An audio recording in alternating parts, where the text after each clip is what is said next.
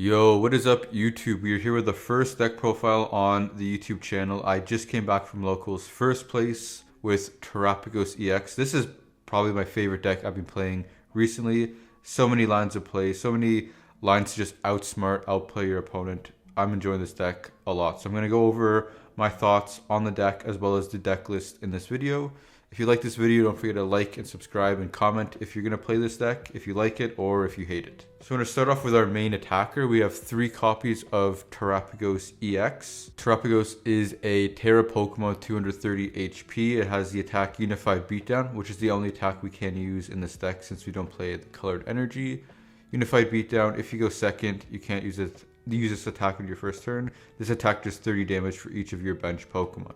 So with Area 0, the stadium we play, if you put 8 Pokemon on the bench with a double turbo energy attached, you're doing 220, which when you look at a bunch of basic multi-prize Pokemon, they usually have 220 or less. And since we are the 230 HP, stuff like Terapagos in the mirror match or like a Miraidon EX can't actually one-shot us. So we got that 10 extra HP is a bit of defense. Next up, we are playing 3 copies of Noctowl. Noctowl does say when you evolve this Pokemon, if you have a Terra in play, you gotta search your deck for 2 item cards. It reminds me a lot of the Shady Dealings in Teleon. Since Terapagos is a Terra, we do get to search any 2 cards, which is good since this is a very big combo deck. We are then playing 4 copies of Hoothoot because we have to evolve the Noctowl from something. We are playing this one. I don't think there's actually an optimal Hoothoot, so we just picked the 4 copies that I had. Now the main man that basically puts this whole deck together is 2 copies of Dusknoir. This card is absolutely broken. You have the Curse Blast ability. Once during your turn, you may put 13 damage counters on one of your opponent's Pokemon. If you use this ability, this Pokemon is knocked out. Absolutely broken. Most 1-prizers are 130 HP, and if we pop 2 of these at once, we are KOing a basic 2-prizer for the most part. Then we are playing 2 copies of Duskull. Again, I'm a firm believer there is no actual optimal Duskull. We are playing the one that looks the coolest. We're also playing 2 copies of Pidgeot EX. Quick search ability, search your deck for any card. Very good, especially with Noctowl. You're essentially searching 3 cards per turn, as well as it does have free retreat, so we can just shove it in the active when one of our Pokemon gets knocked out, so we have the free pivot. And then we are playing 2 copies of Pidgey, the 60 HP.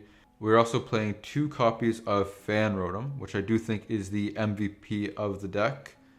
The ability Fan Call, once during your first turn, you may search your deck for 3 colorless Pokemon with 100 HP or less, reveal them, put them into your hand. You can only use 1 Fan Call on your first turn.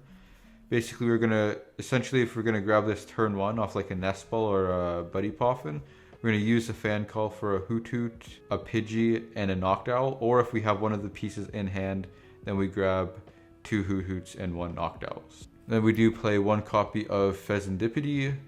If one of our Pokemon were knocked out during our last turn, we get to draw 3. Very good when we're trying to get combo pieces, especially for getting Ionoed. And then the last Pokemon we do play is 1 copy of Blood Moon EX. Blood Moon EX, the ability, the attack cost in the Blood Moon attack is 1 colorless less for each prize card our opponent has taken. Since we do play Dusknoir, we can manipulate when our opponent takes prizes for the most part. So for some scenarios, we can just attack for free. Alright, now for our supporters and stadiums, we are playing 3 copies of Area 0 Underdepths.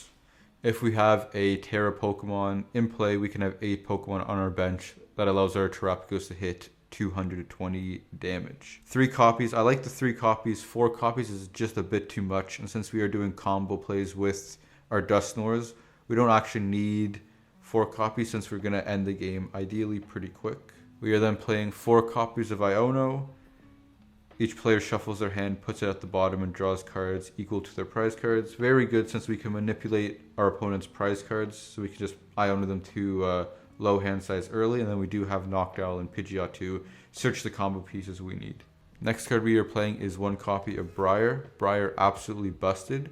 We can only use this card if we have exactly 2 prize cards remaining. During this turn, if your opponent's active Pokemon is knocked out by damage from one of your Terra Pokemon, you take 1 more prize. Since we do have the Dusknoir, we can manipulate when our opponent is at 2 prize cards.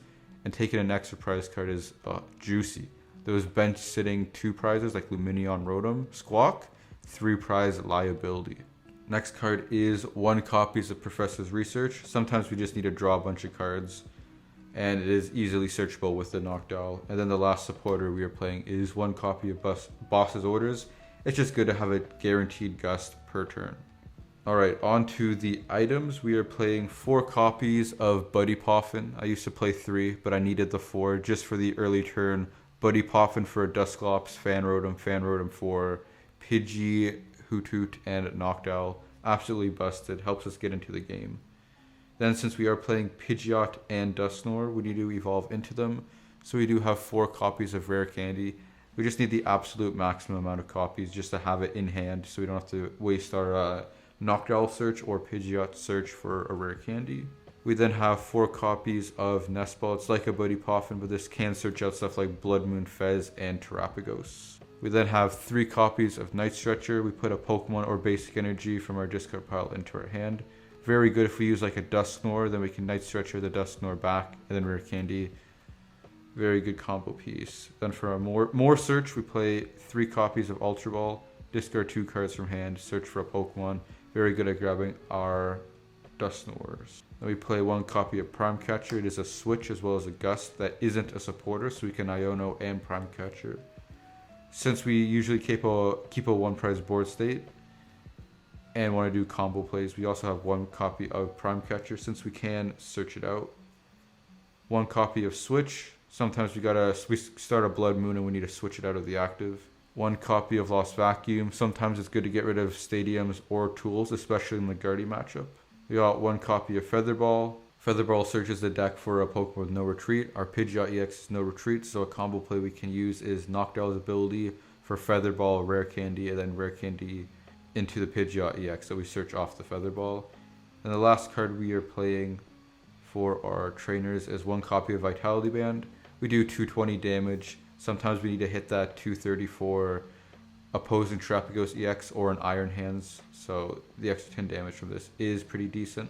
And then the last 4 cards in the deck is we are playing 4 copies of Double Turbo Energy, strictly because this is the best way we can power up Terapagos in 1 turn. We can also attach it to a Pidgeot EX to attack with, or even a Noctowl, but I think if we're attacking with Noctowl, we're probably going to lose the game anyways. Now, changes to the list I would make. I'm going to be cutting 1 copy of Vitality Band for a Hisuian Heavy Ball, and then I will be cutting a 1/1 Pidgeline since we are playing the 2/2 for a double Bouffalant.